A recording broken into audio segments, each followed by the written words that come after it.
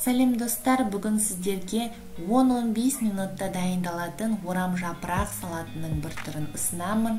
Бұл жеңіл әрі дәрумені өте көп пайдалы салаттың бір түрі. Видеоны соңына дейін көруге кеңес беремін. Ал ендеше бастайық.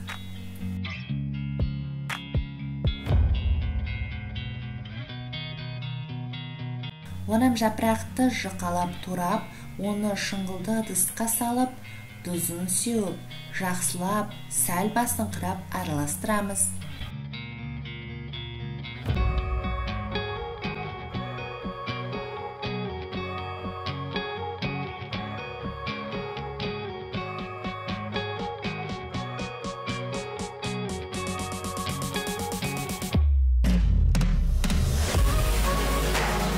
Пиязды ашып, жақсылап турап, сковородкаға кішкене шемешке май құйып, жай отта сәл қуырып аламыз. Қиярды жақсылап жуып, жұқалап турап, орам жапырақтың үстіне саламыз.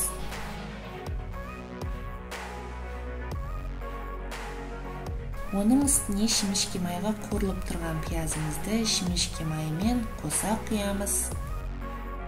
Қара бұрыш қосамыз. Аскөкті жақсылап уақтап турап, оны да орам жапыраққа қосып, жақсылап бәрін араластырамыз.